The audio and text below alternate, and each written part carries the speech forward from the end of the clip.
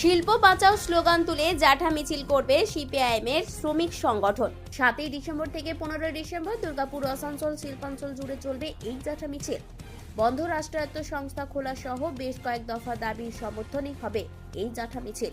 প্রকাশ্য জনসভায় থাকবে সিপিআইএম এর রাজ্য সম্পাদক মোহাম্মদ সেলিম সহ অন্যান্য দলীয় নেতৃবৃন্দ। বৃহস্পতিবার দুর্গাপুরের সিটি সেন্টারে এক সাংবাদিক সম্মেলনে সংগঠনের এই কর্মসূচির কথা জানালেন সিটু নেতৃত্ব। কোনো চক্র নেই, আমাদের এমএমসি বাঁচানোর জন্য কনসোর্টিয়াম গঠন হলো সবগুলো রাষ্ট্রায়ত্ত সংস্থার মধ্যে দিয়ে, কেন্দ্র রাজ্য কারোর কোনো সম্বন্ধ নেই। সবগুলো ফার্টিলাইজার কারখানা খুললো, দুর্গাপুরে ফার্টিলাইজার কারখানা খুললো না, এক অদ্ভুত ঘটনা। এবং এখান দিয়েই গ্যাস লাইন যাবে এই কারখানাগুলোকে রক্ষা করার জন্য। এখন মিথেন গ্যাসের মধ্যে দিয়ে সার তৈরির চেষ্টা চলছে সারা দেশে, তার জন্য গ্যাস গ্রিড তৈরি হলো, কিন্তু এইচএফসিআই বন্ধই থাকলো। তাহলে এরকম একটা অবস্থা, আবার ডিসিএল বন্ধ, ডিপিএলও বন্ধ। তাহলে আমরা এখন দেখছি আমাদের ডিটিপিএস পঞ্চম ইউনিট স্থাপন করতে চাইছে না, আগের ইউনিটগুলো বন্ধ করেছে দূষণকে সামনে রেখে। তাহলে একটা শিল্পাঞ্চলকে রাষ্ট্রায়ত্ত সংস্থা, রাজ্য এবং কেন্দ্র ইন্টারনালি যেভাবে শুকিয়ে দিচ্ছে এবং বিক্রি বন্ধের চেষ্টা করছে, যখন যোগ হচ্ছে অ্যালোস্টিল বিক্রি, যখন যোগ হচ্ছে MDO model colliery, mining develop and operation, টোটালটাকে প্রাইভেট কোম্পানির হাতে দেওয়ার চেষ্টা চলছে।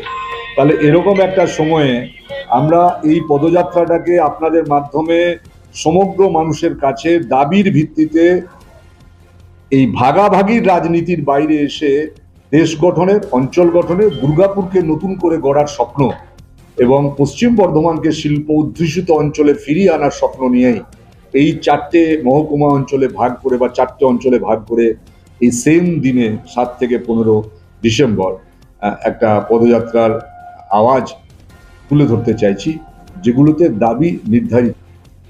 শুধু শিল্পক্ষেত্র নয়, কৃষিক্ষেত্র আজ বড় সংকটের মুখে। এমনই দাবি করে বামপন্থী এই শ্রমিক সংগঠনের নেতৃত্ব সাংবাদিক এই সম্মেলন থেকেই অভিযোগ করেন কেন্দ্র ও রাজ্য একযোগে মানুষের জীবন দুর্বিষহ করে তুলেছে। যদিও বাম শ্রমিক সংগঠনের এই আন্দোলনকে কটাক্ষ করেছে তৃণমূল শ্রমিক সংগঠনের কোর কমিটির সদস্য মানস অধিকারী। বলছি, জ্যাঠা মিছিল না জাঠামো সিপিএম, মানুষকে বিভ্রান্ত করার একটা অপচেষ্টা, আর সেই সঙ্গে সঙ্গে নিজেদের রাজনৈতিক অস্তিত্ব টিকিয়ে রাখার একটা চেষ্টা। আমি আপনাকে একটা স্ট্যাটিস্টিক্স দিচ্ছি, সেটা হচ্ছে সিপিএম যখন সরকার থেকে চলে যায়, 34 বছর অপশাসন, অত্যাচার, ধর্মঘটের মধ্য দিয়ে বিভিন্ন কলকারখানা বন্ধ, তখন জিএসডিপি অর্থাৎ গ্রস স্টেট ডোমেস্টিক প্রোডাকশান যেটা ছিল সেটা ছিল 4.61%।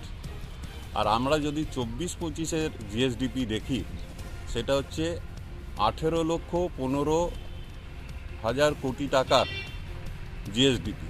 অর্থাৎ কতটা ডেভেলপমেন্ট হয়েছে সেটা এই স্ট্যাটিস্টিক্স দেখলেই বোঝা। এই আন্দোলন কর্মসূচির পরেও যদি কারোর হুঁশ না ফেরে, আন্দোলনের ঝাঁজ আরও বাড়বে বলে হুঁশিয়ারি দিয়ে রেখেছেন বামপন্থী শ্রমিক সংগঠনের নেতৃত্বরা। দুর্গাপুর থেকে অনুরাধা সেনগুপ্তের রিপোর্ট, খাঁটি খবর।